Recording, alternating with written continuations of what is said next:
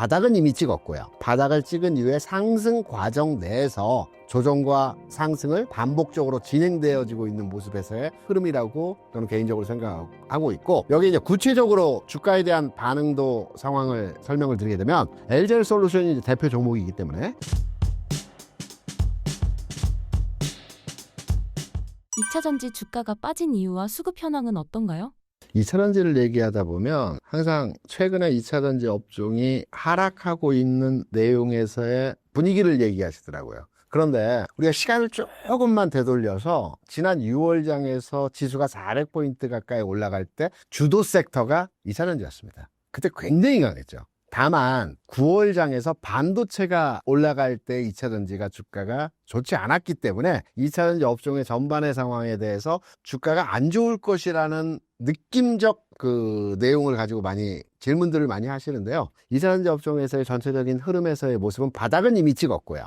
바닥을 찍은 이후에 상승 과정 내에서 조정과 상승을 반복적으로 진행되어지고 있는 모습에서의 흐름이라고 저는 개인적으로 생각하고 있고, 여기 이제 구체적으로 주가에 대한 반응도 상황을 설명을 드리게 되면 LG에너솔루션이 이제 대표 종목이기 때문에 LG에너솔루션의 지난 6월 흐름 또는 4월, 5월 흐름에서의 가격을 보게 되면 대략적으로 보게 되면 한 28만 원, 지난 6월 흐름에서 28만 원에서 41만 원까지 대략 한 40%가 상승을 했습니다. 6월과 7월 장에서 주도주였죠. 그리고 8월에 정체되는 기간 조정 성격에서의 모습을 보여줬고요. 9월장 들어서 일부 조정 흐름에서의 모습이 나타나면서 최근 바닥점을 찍고 상승 흐름으로의 전환되는 지점에서의 모습이 나타나고 있습니다. 그래서 2차전지 업종은 큰 틀에서 보게 되면 이미 지난 4, 5월에 저점을 찍었고요. 6, 7월에 강한 상승에서의 흐름을 보여주면서 종목 간의 편차는 약간 다르겠으나 대표주의 40% 또는 50%의 상승을 보여준 이후에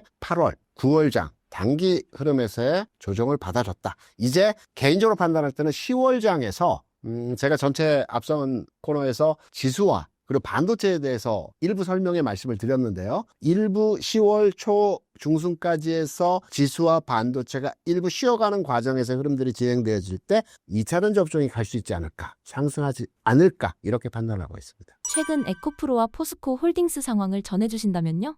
에코프로 그룹을 말씀하시는 걸로 이해할 거고, 포스코 그룹을 말씀하시는 내용으로 이해를 해서 말씀을 드리겠습니다. 대표적인 종목이 포스코 퓨처엠이고, 포스코 홀딩스도 있겠으나 우리가 이제 주가의 흐름에서의 모습을 보게 되면 포스코 퓨처엠과 에코프로 주가 상황에 대한 분위기를 설명드리게 되면 거의 동일합니다. 아주 주가의 흐름 자체가 2차전지 업종의 과거의 흐름들을 보게 되면 일부 종목이 상승하고 일부 종목이 하락하는 이 종목별 간의 상이한 전체 흐름들을 많이 보여줬는데요. 최근에 2차전지 업종의 전체 종목 간의 흐름들을 보면 거의 비슷합니다. 하락률 자체도 비슷하게 빠지고요. 올라갈 때 상승률 자체도 비슷하게 움직입니다. 이것은요, 전체 업종이 움직일 때 긍정적인 요인으로 작동을 합니다. 시장이 안 좋을 때, 그러니까 해당 업종의 전체 분위기가 안 좋을 때는 종목 간에 특화된 개별 재료에서 주가가 움직이는 경우들이 많아요. 그럴 때는 그 업종의 전체 흐름에서의 모습을 그렇게 썩 좋지 않다라고 우리가 평가를 합니다. 그런데 동조화라고 하죠. 비슷한 가격 수준을 유지하면서 시장에 대해서 해당 업종이 동일 반응을 보여준다라고 할 때는 이 업종은 상당히 긍정적이다 판단하고 있기 때문에 최근 포스코 그룹에서의 2차전지 업종의 종목들과 에코 그룹에서의 2차전지 업종의 종목들이 동조화 현상에서의 흐름들을 보여주는 것은 전체적으로 조정을 받고 비슷한 형태에서의 가격 진행을 보여주고 있지만 업종 자체의 성격의 모습을 판단했을 때는 긍정적이다, 이렇게 해석을 해볼 수 있습니다. LG엔솔이 벤츠 전기차 150만 대의 배터리 공급했다는 소식이 전해졌는데 시사하는 바가 있을까요? 마찬가지죠. 이것도 기존에 중국 제품 LFP 배터리를 쓰다가 중국 견제에 대한 부분이 진행이 되는 가운데에서 마찬가지로 이제 LG에너솔루션의 제품을 사용하게끔 수주 계약을 맺었는데요. 이제 좀 들여다보게 되면 2차전지 전체 업종의 캐즘 현상을 이제 극복해가 나는 과정이고, 벤츠의 수주라든가 테슬라의 수주라든가 여러 가지 재료들이 지금 계속해서 뉴스에 나오고 있어요. 근데 주가에는 크게 반응이 안 되는 내용이 뭐냐면, 이 내용을 좀 구체적으로 들여다보게 되면 올해부터 내년부터 당장의 수주 물량에 대한 부분들이 아니고요. 대부분 27년이나 28년이나 시간차를 두고 진행이 되어지는 부분들입니다. 벤치사의 수주에 대해서 뭐 지금 당장 내년도 이후의 상황에서부터 진행되어질 부분에서의 내용들이기 때문에 궁극으로 볼 때 큰 추세적 흐름을 판단해 보게 되면 긍정적으로 판단되나 얼마를 수주했다, 어디서 수주했다, 이 내용이 주가의 반응도에 크게 실제적으로 단기에 반응하는 내용은 아닐 것이다 라고 해석을 해서 벤치사로부터 또는 미국의 일부 ESS 관련된 수주에 대한 부분들을 크게 확대 재생산해서 평가할 필요 없지 않겠나 이렇게 생각합니다. SK온 북미 최대 2조 원 규모 ESS 첫 수주를 계약했는데 어떤 내용인가요? 요것도 마찬가지로 내년부터 이제 공급하기로 미국의 이제 플랜 아이언 에너지라는 ESS 기업과 이제 계약을 맺었습니다. 근데 이 부분은 앞서 벤츠사의 내용과는 조금 다르게 해석이 되고 있고요.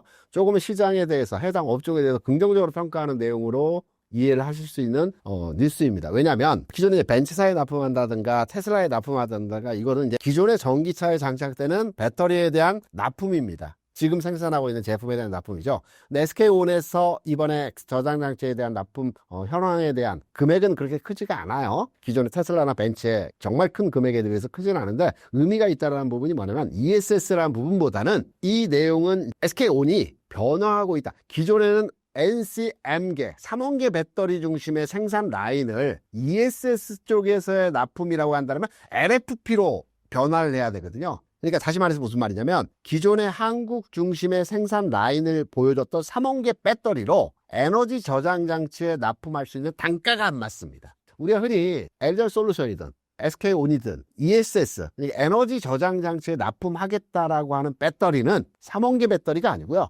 LFP 배터리입니다. 그러니까 가격이 비싼 제품, 효과는 좋으나 가격이 비싼 제품을 납품하는 게 아니고 단가가 안 맞기 때문에 우리가 기존에 시장 점유율이 늘어나고 있고 중국 대비해서 경쟁력이 약화되었던 LFP 배터리로의 전환, 기업의 전환이 나타나고 있다는 부분에 대해서 상당히 의미를 두고 평가해야 되는 부분이기 때문에 SK온에서 이번에 ES 저장 장치에 대한 수주, 이 부분은 SK온 전체 긍정적인 요인뿐만 아니고 한국 배터리 산업이 기존에 3원계를 고집하다가 지난 2024년, 3년 고점에서 주가도 빠지고 전체 시장에서의 점유율 자체도 하락했던 부분이 이제 새롭게 LFP를 통해서 진화하면서 그 창구가 ESS로의 확장성을 가진 부분이 나타날 수 있기 때문에 이 기사는 긍정적으로 해석되는 부분이라고 생각합니다.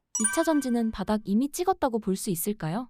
바닥은 이미 3월, 4월 이 시기에 바닥점을 찍었고요. 우리가 바닥을 찍었다라고 메시지를 주는 내용이 가장 의미 있는 내용이 뭐냐면 다시 그 저점으로 내려가지 않는다라는 겁니다. 이걸 바닥이라고 하거든요. 그래서 다시 해당 10만 원이든 9만 원이든 포스코퓨처엠이든 에코프로비엠이든 그 이전 단계에서의 가격으로 회귀하지 않는다라는 게 우리가 바닥이라고 전제로서 용어를 해석하기 때문에 바닥은 이미 지난 3, 4, 5월에 찍어졌다라고 판단되고 있고요. 상승 흐름에서의 각도적 부분이 가파르게 올라갈 것이냐, 완만하게 올라갈 것이냐, 조정은 어디까지 발사, 이 부분에 대한 평가로만에 진행을 하시면 될 것 같아요. 2차 전지 투자에 있어서 가장 중요한 점은 무엇으로 보시나요? 바뀌었죠. 시장 환경도 바뀌고요. 종목 간의 흐름들의 탄력도 바뀌었습니다. 저는 이산지 업종에 대한 투자 관점으로 질문을 주실 때 이렇게 설명을 한번 드리고 싶어요. 과거에 아주 오래전 과거에 우리나라의 반도체 산업이 초창기였을 때가 있었습니다. 미국의 반도체 산업이 일본으로 넘어오고 일본으로 넘어왔던 반도체 산업이 우리나라 넘어오는 과정에서 이전 우리나라의 반도체 기업이라고 하는 기업이 한국반도체, LG반도체, 현대전자 그리고 삼성전자가 있었습니다. 이 기업들이 이제 LG반도체가 최강이었거든요. LG반도체는 현대전자로 넘어간 일부 반도체 사업부가 지금의 SK하이닉스가 되었습니다. 한국반도체는 삼성전자가 인수를 하면서 반도체 산업의 주력으로 거듭나게 되었습니다. 이게 무슨 말이냐면 시장의 초창기 국면에서는 그 해당 산업에 대한 많은 기업들이 사업을 진행합니다. 그리고 나서 일정 과도기를 거치고 진행이 되고는 압축이 되어집니다. 그래서 2차 전지에 대한 투자 관점으로 접근하실 때 우리가 과거에 금양이라는 회사에 대해서 굉장히 열광하지 않았었습니까? 그런데 이 종목이 시장에서 도태되는 현상들을 보여주는 과정들이 진행되었고, 2차전지 업종 내에서의 종목 간의 흐름들을 보게 되더라도 과거에는 주변에 있던 종목 내에서 강한 흐름에서의 모습들을 많이 보여줬는데, 과거와 같은 그런 현상에서 주가 상승이 지금 나타나지 않아요. 갈 때 주도성 종목, 예를 들어서 최근에 2차전지 업종의 바닥점에서 올라올 때 가장 강했던 종목이 LG화학, LG에너솔루션입니다. 기존까지는 양극재나 소재주들이 주가가 굉장히 탄력을 보여주는 흐름들을 많이 보여줬는데, 2차전지 업종의 종목들의 체질과 색깔이 바뀌었다라는 거죠. 압축되고 슬림화돼서 해당 중요 종목으로 집중된다라는 거죠. 그래서 앞으로 2차전지 업종에 대한 종목의 투자 관점으로 접근하실 때에는 미래를 봐서 살아남고 슬림화되는 종목에 대한 투자 관점으로의 접근을 해야 하지 않겠나. 이 종목들은 우리가 알고 있는 대표적인 종목들입니다. 셀사 또는 양극재 소재사에서는 우리가 알고 있는 아주 대표적인 종목 중심으로 해서 종목 슬림화를 가져가야 하지 않겠나 이렇게 생각합니다. 한국조선업, 지금 슈퍼사이클이라고 볼 수 있을까요?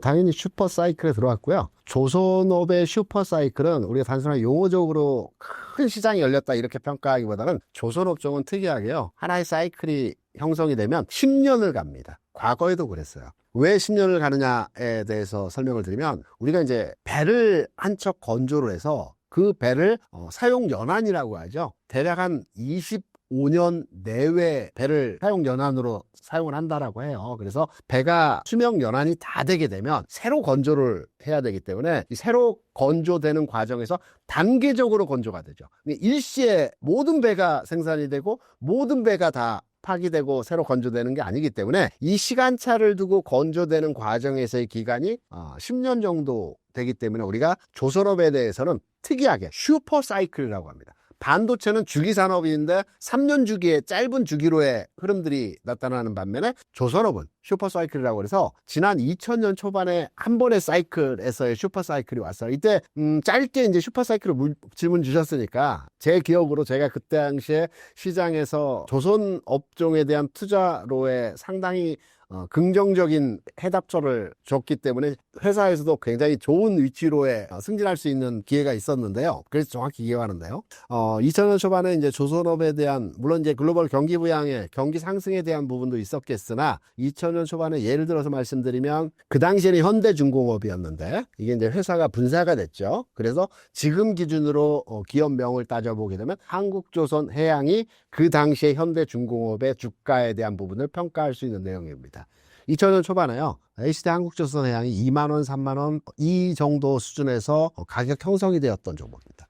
조선업의 슈퍼사이클로 왔어요.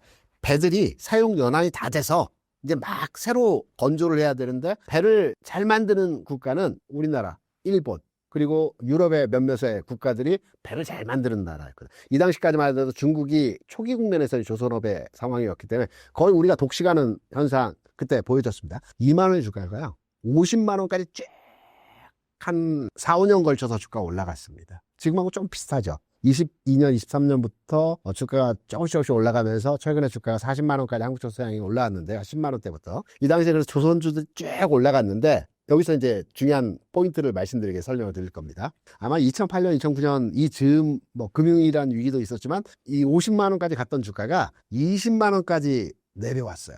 그리고 2011년도에 다시 50만 원까지 올라갔습니다. 전체적인 큰 사이클이 조선업이 슈퍼사이클이라고 하는 이유가, 이렇게 오랜 기간 동안 주가의 상황이 변화를 거치면서 높은 가격의 수준을 유지할 수 있기 때문에, 조선업종의 슈퍼사이클은 단순하게 시기가 꺾이고 다시 상승하고 이런 과정이 아니고, 대세적으로 10년을 차를 두고 주가가 움직인다. 다만 계속해서 상승하는 것이 아니고, 과거 흐름을 판단해 보게 되면 상승과 큰 조정에서의 흐름은 파동을 한 번씩 만들어간다. 이렇게 해석을 하시면 될 것 같습니다. 상반기와 달리 하반기 조선업은 어떤 흐름을 보일까요? 투자자 입장에서 기회일까요? 쉬어가야 할 시점일까요? 제가 조선업에 대해서 슈퍼사이클이라고 말씀드리면서, 슈퍼사이클은 10년 기간을 두고 주가가 움직인다는 말씀을 드렸죠. 그러면 조선업종에 대한 현재 시점에서 투자되어진 투자자라고 하신다면, 하반기, 내년 상반기의 흐름에서의 관점으로 접근하시는 게 아니고요, 2023년도부터 조선업에 대한 사이클이 진화되었다라고 우리가 판단을 하게 되면, 10년을 움직일 때 2030년도까지 주가 상황에서 개선되는 흐름들이 진행되어질 것 같거든요. 그런데 이게 계속해서 10년 동안 움직이지 않는다라는 전제로서의 말씀도 드렸었죠. 그렇다 본다면 하반기를 겨냥을 해서 지금 대비해서 조선주의 주가가 더 올라갈 거냐 아니면 조정받을 거냐라는 판단으로보다는 앞서 제가 잠깐 설명드렸지만 한국조선해양의 주가 수준에서의 상황을 판단해 보게 되면 24년도에 저점을 찍고 주가가 최근에 40만 원까지 올라왔는데 이 올라오는 과정에서의 절대적 상황에서의 우리가 상승 요인으로 판단하는 것이 23년도에는 적자였습니다. 조선업 자체가 적자였는데 24년도부터 흑자로 전환되면서 제 기억으로는 24년도에 한국조선해양의 영업이익이 6천억, 7천억 정도 됐을 겁니다. 그리고 올해 대략 한 2조 가까이 될 거고요. 내년도에는 3조 수준에서의 영업이익을 이제 추정치로 판단을 하고 있어요. 계속 늘어나는 과정인데 가격의 변화는 흐름에 따라서 전환이 되어질 수 있다. 이렇게 이해를 하시고 하반기에 더 올라갈 거라는 개념보다는 지금 시점에서 내가 조선주에 대한 투자 관점으로 접근해 보신다면 지금 가격은 한 단계 주가가 레벨업 되어진 상태에서의 흐름이고요. 여기서 일부 조정이 나와야 되는 자리에 위치해 있다라고 판단되기 때문에 저는 조선 업종의 전반의 흐름은 크게 보면 상승 기조로의 유지가 유효하지만 가격적으로 진입에 대한 평가 기준으로 판단해 보게 되면 지금보다는 올 하반기나 내년 상반기에 진입의 판단으로의 시기를 잡으시면 될 것 같고 여기 이제 부연으로 제가 하나 추가의 말씀을 드리면 앞서서 2000년 초반부터 2011년까지 슈퍼사이클에서의 주가 상황에 그 조선업에 대한 호전된 분위기를 말씀을 드렸죠. 그러면 그때 한국조선해양의 매출이 얼마였고 지금의 한국조선해양의 매출이 얼마였고 우리가 흔히 조선주를 평가하면서 신조선가라는 데이터를 많이 활용하거든요. 이 부분을 짧게 말씀드리면 그 당시 한국조선해양에서의 2009년도 매출과 이익단에서의 규모를 보게 되면 매출은 대략 20조였고요. 이익은 한 2조 정도였습니다. 올해 한국조선해양에서의 매출과 이익단에서의 규모를 보게 되면 매출은 대략 30조고요. 이익단에서의 규모는 대략 한 3조 왔다 갔다 하는 추정치에서의 상황을 보여줄 것으로 예상이 되고 있어요. 물가 수준이 상승했기 때문에 당연히 매출과 이익단은 일부 상승하는 흐름들이 진행이 되었다고 보고요. 규모적 측면에서는 그때와 지금이 비슷합니다. 신조선가 같은 경우에도 그 당시에는 150이었고요. 지금은 180 정도 합니다. 그러니까 환경적 상황에서의 분위기가 앞서 말씀드린 대로 2만 원에서 50만 원까지 2009년까지 주가가 올라갔다가 금융이라는 그 위기 상황이 있었지만 20만 원까지 내려왔다가 다시 50만 원까지 올라갔거든요. 여기에서 우리가 유추해 볼 수 있는 내용이라고 한다면 금융위기를 빼고 봤을 때 조선주에 대한 슈퍼사이클에 대한 가격 대응을 해보게 되면 지금 40만 원 수준까지 올라와 있는 대표적인 한국조선해양의 주가 상황 하에서 조정을 좀 받아야 된다. 그러면 하반기나 내년 상반기까지의 목표 가격으로의 판단을 하는 것보다는 하반기나 내년 상반기에 조정을 받았을 때 진입 가격으로의 판단을 하는 게 보다 현실적인 조선업에 대한 투자 관점으로의 접근이 아닐까 이렇게 생각을 합니다. 하반기에 주목해 볼 만한 조선주 종목은 어떤 게 있을까요? 우리가 이제 최근에서 조선주 내에서 종목 편성을 할 때 현대중공업을 많이 얘기하고요. 또 하나오션을 많이 얘기합니다. 그리고 삼성중공업 이렇게 이제 트리플로의 말씀들을 많이 하시는데 이제 우리가 대표 종목을 판단해 보게 되면 현대중공업은 실제로 배를 건조하는 회사는 아니고요. 지주회사격이죠. 여기 엔진이나 또는 일부 자재나 또는 플랜트 관련된 고급 배들에 대해서 제조를 하는 회사고 실제적으로 그 HD현대에서 배를 주력으로 만드는 회사는 한국조선해양과 현대미포입니다. 현대미포는 현대중공업과 합병을 한다라고 하죠. 그러니까 동일회사로 앞으로 진행이 될 것 같아요. 그러면 대표적인 회사를 우리가 조선 3사라고 평가하는 내용에서의 그 기업은 한국조선해양, 현대미포는 이제 그 합병이 되어지기 때문에 현대중공업으로 이해하시면 될 것 같고요. 그 다음에 삼성중공업과 하나오션에 대해서 평가로의 접근을 하시면 될 것 같습니다. 최근에서의 조선주에 대한 관점으로의 시장에서 평가하는 것은 기자재 쪽에서의 종목들을 많이 관심을 많이 가지고 계시더라고요. 그런데 우리가 잘 판단해 보실 게 뭐냐면 시장에서 하나 큰 흐름이 만들어졌을 때 우리가 이제 보통 반도체로 우리가 이해하기 쉽게 반도체를 설명을 드리면 투탑이 움직이죠. 그리고 투탑이 움직이고 나서 소부장들이 움직입니다. 그리고 또 하단에 있는 반도체 관련 PCB라든가 전자기기 기업들이 또 주가가 움직입니다. 이게 하나의 순환배 사이클이 다 진행되었다라고 우리가 판단을 하는 내용이거든요. 다시 말해 조선으로 넘어와서 보게 되면 얼마 전까지 조선 3사, 조선 4사의 주가가 굉장히 강했습니다. 그중에서 하나오션이 최근 내에서는 가장 강했죠. 그리고 최근까지 해서 기자재, 엔진, 솔루션 기업들 이런 종목들까지 해서 주가가 한번 딱 순환매가 돌았어요. 그러면 하나의 큰 흐름이 마무리되었다라고 해석해 볼 수가 있겠죠. 그러면 제가 앞서서 하반기, 내년 초 우리가 목표 단가로의 시점을 잡아가는 것이 아니고 진입 단가로의 하반기와 내년 초에 시점을 잡자라는 말씀을 드린 것은 일부 조정이 나타날 수 있다는 관점으로의 접근을 설명드렸는데, 그렇다면 다시 순환이 도는 과정에서 사이클이 변화할 때는 조선 3사, 기자재, 엔진 등등등 종목들이 다 돌았고 다시 돌 때는 조선 3, 4사가 다시 주가가 움직일 수 있기 때문에 다음 타겟팅 되어져서 조선주에 대한 관심을 가져보신다면 앞서 말씀드린 한국조선해양이라든가 현대중공업이라든가 하나오션이라든가 삼성중공업 같은 종목에 대해서 관심도를 가지셔야 될 거라고 생각을 합니다. 외국인 투자자들의 조선주에 대한 동향과 인식은 어떤가요? 좀 특이합니다. 그러니까 최근에 외국인 투자자들이 지난 5월에는 국내 주식시장에서 2조 원을 매수했고요. 6월에는 3조 원, 7월에는 5조 원, 8월에는 마이너스 1조 팔았습니다. 그리고 9월 들어서는 거의 한 8조 이상을 매수하고 있어요. 그러니까 국내 주식시장에서 최근에서의 상황에서의 모습을 보게 되면 거의 2조 가까이 외국인 투자자들이 매수를 했거든요. 근데 조선주에 대해서만큼은 외국인 투자자들이 관심 바뀝니다. 무슨 말이냐면 올 초 대비해서 조선주의 대표적 종목들의 외국인 투자 비중 한도 수준에서의 내용을 판단해 보게 되면 앞서 말씀드린 한국조선해양이라든가 하나오션 같은 경우에는 30%대 수준에서 비쌉니다. 연초나 지금이나. 삼성중공업이나 한국조선해양 비싸고요. 하나오션은 10% 중반대에서 거의 동일한 수준입니다. 그러니까 외국인 투자자들은 최근에서 시장 상승의 흐름에서의 모습에서 조선주를 주력으로 샀다라고 볼 수는 없어요. 대부분 조선주에 대한 투자 관점으로 진행되어진 매수 주체는 개인 투자자와 일부 기관들에 의해서 최근 주가 상승에서의 흐름들이 진행되어졌다. 외국인은 조선주에 대해서만큼은 크게 관심도가 크지 않은 흐름으로의 진행이 되어졌다. 이렇게 해석할 수가 있습니다. ETF로 분산과 개별 종목 집중 중 어떤 게 더 조선주 투자 수익률이 높을까요? 이제 우리가 보통 투자를 하실 때 반도체는 ETF를 통한 투자 대안이 되어진다고 판단하고 있습니다. 왜냐하면 삼성전자 대비 하이닉스 수익률, 하이닉스 대비 소부장의 수익률이 각각 다르기 때문에 종목 선정도 어렵고 또는 소부장 내에서도 전공정, 후공정 이렇게 구분되어지는 카테고리가 굉장히 많습니다. 그래서 이런 종목들은 보통 ETF로 담아 가시는 게 평균 수익률을 확보할 수 있기 때문에 뒤처지지 않는다고 보고 있고요.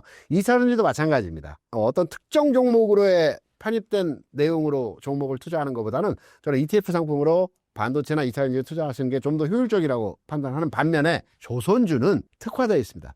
어떤 종목은 강하게 치고 가는 현상들을 보여주고요. 어떤 종목들은 나중에 주가 움직이는 현상들을 보여주는 경우들이 많습니다. 그래서 조선주는 전체적으로 투자의 수익률 측면에서 보게 된다면 ETF 상품보다는 탄력적 흐름을 보여줄 수 있는, 특히나 최근 내에서의 가장 강한 흐름에서의 모습을 보여주려면 방산 플러스 기자재가 포함된 종목들의 흐름들이 최근 내에서의 강한 흐름들을 보여줬고, 단계별로의 시차를 두고 움직이는 조선업종의 섹터들이 조금씩 다르거든요. 조선주는 ETF보다는 개별 종목 성향에서의 투자가 좀 더 효율적이지 않을까 이렇게 생각합니다. 향후 조선주와 관련해 기대해 볼 만한 이벤트가 있다면 무엇일까요? 지금까지의 조선주의 상승은 우리가 조선주 슈퍼사이클 앞에 말씀하셨고, 조선주가 움직이는 것은 왜 움직인다라고 보통 우리 투자하시는 분들이 생각을 하실까요? 조선주가 움직이기 위해서는 절대적으로 글로벌 경기 상승에서 흐름이 진행이 돼야 합니다. 왜냐하면 물동량이 많아지고 국가 간의 상품 이동이 많아질 때 배 건조 수량이 늘어나지고 그 건조 수가 늘어남에 따라서 조선 업종의 업황이 호전되는 거거든요. 그래서 지금 상황에서 흐름들을 보게 되면 제가 앞서 2000년 초반에 슈퍼사이클이 있었고 지금 슈퍼사이클이 가고 있다라고 말씀을 드렸는데, 2000년 초반의 슈퍼사이클과 지금의 슈퍼사이클은 성격적으로 전혀 다릅니다. 그리고 시기가 다릅니다.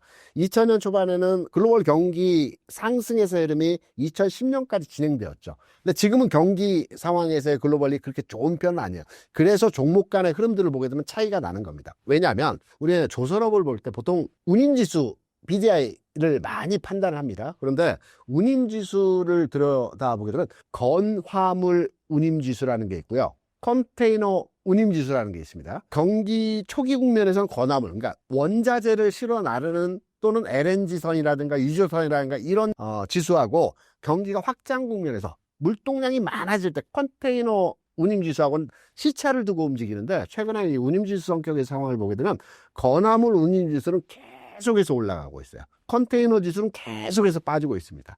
그래서 조선업에 대해서 지금 국내 조선 산업이 성장하고 있는 이유는 무엇이냐면 LNG선에 대한 대부분의 수주이죠. 조선업에 대해서 벌크선을 수주한다든가 또는 뭐 여타의 쉐빙선이라든가 특수선을 수주하는 게 아니고 대부분 LNG선입니다.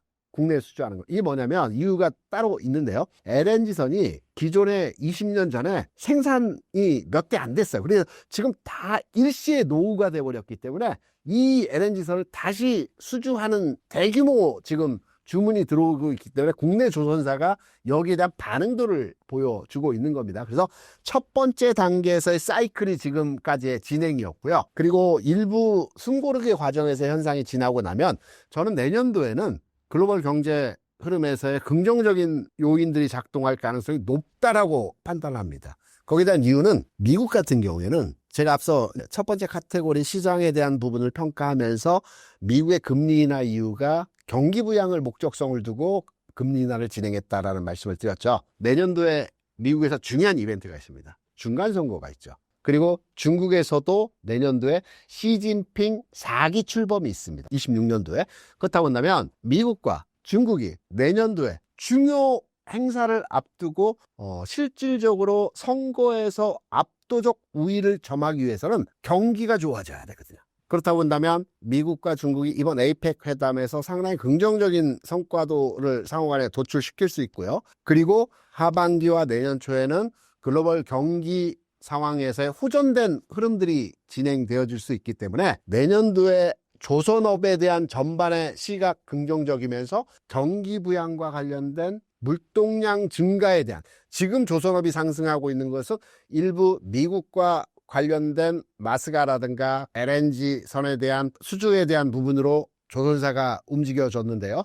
내년도의 조선주의 흐름은 지금과는 전혀 성격적으로 달라진 형태의 조선업의 주가 상승 흐름들이 만들어질 가능성이 높다. 그래서 조선업에 대해서는 올해 조선주에 대한 평가와 내년도 조선주에 대한 평가가 달리 구분되어서 해석이 됩니다. 종목의 차도 올해는 하나오션이 강했지만 내년도에는 경기 부양, 경기 효과에 대한 반응도가 나타났을 때는 우리가 주로 이제 중형선을 많이 만드는, 배를 만드는 회사가 현대미포 같은 회사들이 중형급, 그러니까 벌크선을 많이 만들거든요. 이런 회사들의 수주가 내년도에는 증가할 가능성이 굉장히 크다. 지금까지는 LNG선과 또는 방산 관련된 조선주들이 강했다라고 한다면 내년도에는 경제효과 관련된 벌크선 위주의 종목들이 내년도에 주가 상승의 가능성이 크다라는 관점으로의 차별화된 전략으로 접근해야 되지 않을까 생각합니다. 마지막으로 신사임당 구독자분들께 한 말씀 부탁드립니다.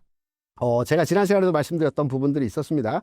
지난 시간에 우리 PD가 이런 얘기를 했죠. 9월은 전통적으로 약세장이 많이 연출되었는데 9월장에 대해서 어떻게 평가하십니까? 이런 말씀들을 주셨어요. 그래서 제가 이 통계에 대한 스펙트럼이 달리 해석이 되고 있다. 최근 5년은 하락했지만 그 이전의 5년은 상승했기 때문에 단순하게 과거 통계를 가지고 9월장을 평가해서는 안 된다라는 측면에서의 말씀을 드렸는데요.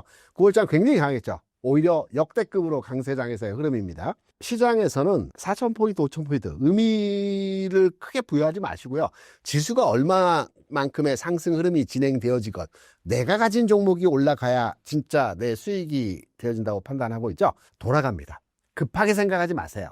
우리가 주식을 투자하다 뽀뽀라고 많이 얘기합니다. 상대적 박탈감. 옆에 종목은 크게 올라가는데 내가 가진 종목만 올라가지 않는 현상들을 많이 보여주기 때문에 상대적 위축, 박탈감 많이 보시는데 시장은 돌아갑니다. 내 차례가 왔습니다. 제가 여러분께 딱 한마디로 정의해서 말씀드리면 조금만 더 기다려 보신다면 내가 가진 종목에서의 순환매가 올 차례가 되었기 때문에 이걸 팔고 이걸 사야지 라는 측면보다는 지금까지 참아왔기 때문에 조금만 더 기다려 본다는 관점으로 이번 흐름에 대응해 보시기 바랍니다.